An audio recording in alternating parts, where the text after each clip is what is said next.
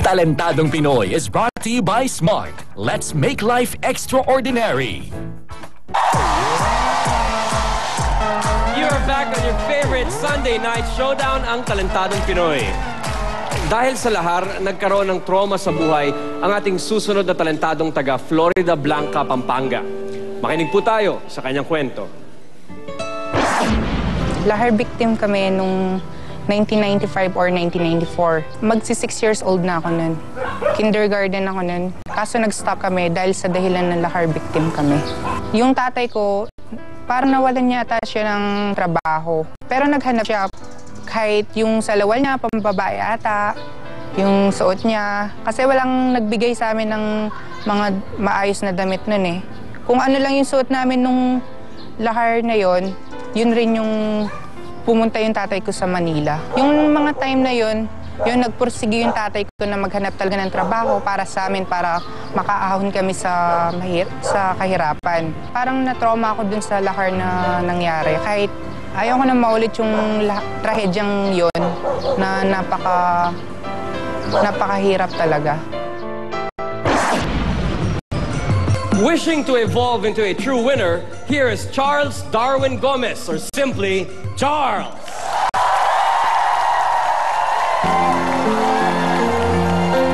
Ikaw ang aking pangarap, ikaw ang sagot sa aking dasal. Puso ko ay aalay, pagkat minamahal kitang tunay.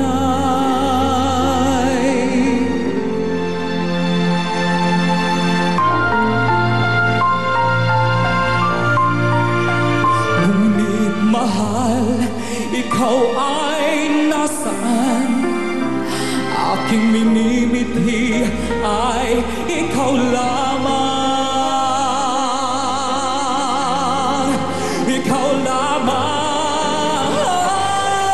Ikaw ang aking pangarap, ikaw ang sagot sa aking dasal. Puso ko ay aalay, pagkat minamahal kitang tunay.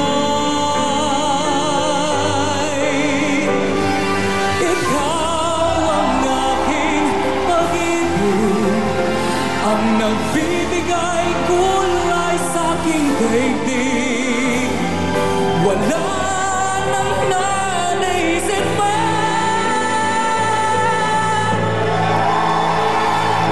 magpakailanman ay kasama ka. Ikaw ang pangarap,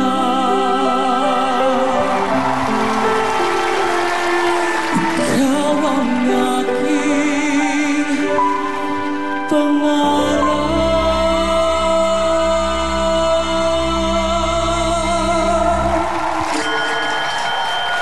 Charles Darwin Gomez. Hello, Charles. Okay, Tan Scouts, what do you say? Alam mo kung anong gusto ko sa show na to? Ang daming magaling na contestants ngayon.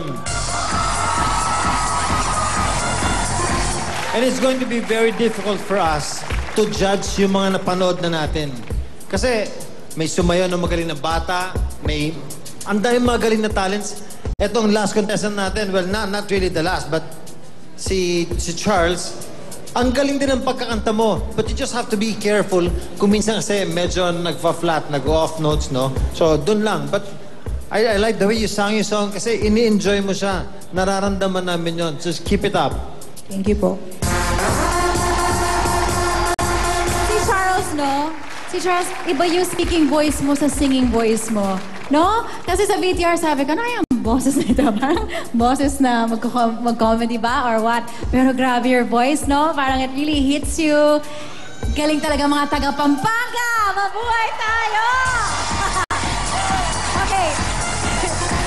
Ako wala akong masabi sa boses mo. It's so powerful, it's so clear, and it's really from the heart. I really appreciate that.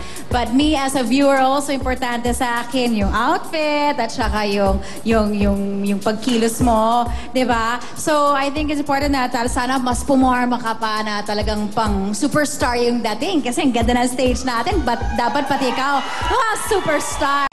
Okay? Thank you po. Charles! Yung sinumunod ka sa isang batang mahusay. Mahusay yung bata. At siyempre, bata, mas simpatsya natin nasa bata, di ba? Tapos, yun na yung kalaban ng kampas, dalawa na sila. Yung gumaganon, talagang labanan to ng mga mapunso kayo, mamatanda kayo, sa kakaturo.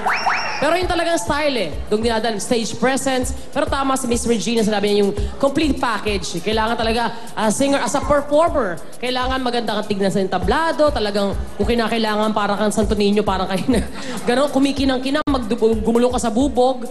Kung kinakailangan gawin mo yun para mapansin ka, dapat mong gawin. Kanina nga lang, as a singer, kaya napansin ko kayo yung huli, sayang, huli pumiyok tayo, pumiyok ka ng konti, sayang. Kasi medyo may kataasan yung kanta para sa'yo. Siguro, malayo din malayo din marating mo, kaya I'm sure naglakad ka na. Bye. Thank you very much, Talent Scouts. Charles, thank you for your performance. Merong konting mga puna ang ating Talent Scouts, but they were impressed. Sana ma-impress mo rin ang jury. Thank you, Charles. Thank you, Ryan. Ang ating huling talentadong duo na taga Marinas, Cavite ay nagkakilala lang sa ating auditions. Ano kaya ang kwento ng kanilang pag-click? Pakinggan natin mula sa kanila.